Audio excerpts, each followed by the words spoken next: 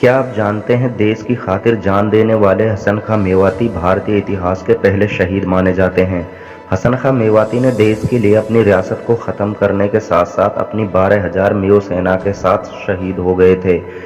अपने साम्राज्य और अपनी शान को बचाने के लिए हसन खां मेवाती से पहले कई राजा वीरगति को प्राप्त हुए थे, लेकिन अपने देश के लिए अपने साम्राज्य को गंवाने वाले और अपनी जान को गंवाने वाले भारत के हसन खां मेवाती पहले शहीद माने जाते हैं। बाबर ने जब 1526 में इब्राहिम लोदी से जंग की तो हसन खां मेवाती ने उस जंग में बाबर का साथ नहीं दिया था। इस बात से नाराज बाबर ने हसन खां मेवाती के बेटे ताहिर खां को धोखे से कैद कर लिया था। इस बात को लेकर हसन खां मेवाती बहुत परेशान हुआ। उन्होंने अपने बेटे ताहिर खां को छुड़ाने के लिए बाबर की बीवी को मुंह बोली बहन बना लिया था। पत्नी की सिफारिश पर बाबर ने ताहिर खां को छोड़ दिया था।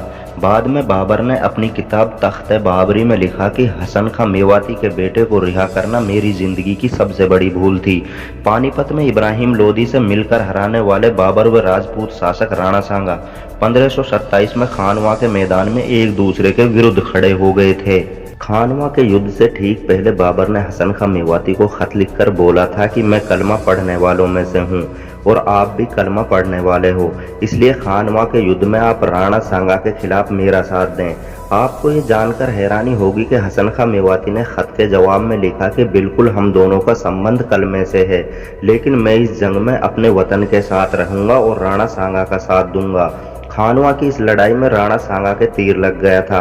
अपने राजा राणा सांगा को युद्ध के मैदान में न देखकर राजपूत सेना के पैर उखड़ गए थे।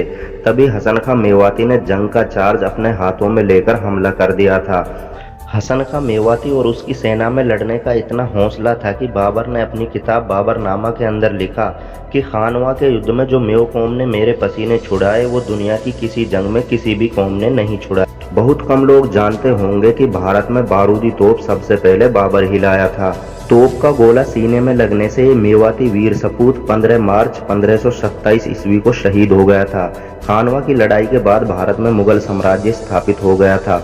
हसन खां मेवाती मेवात राज्य का 7वां तथा आखिरी शासक था। इनके खानदान ने पौने 200 साल तक मेवात पर हुकूमत की थी। 1353 ईस्वी में बहादुर नाहर द्वारा मेवात रियासत की स्थापना की गई थी।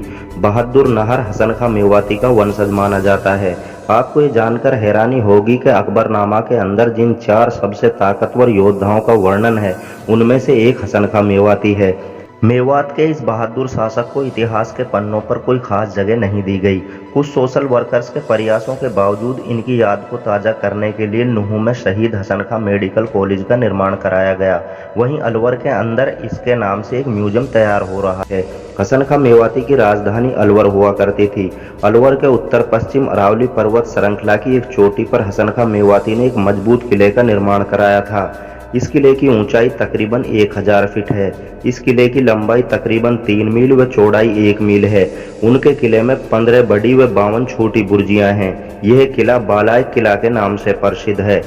हसन खां मेवाती की कब्र अलवर शहर के उत्तर में है।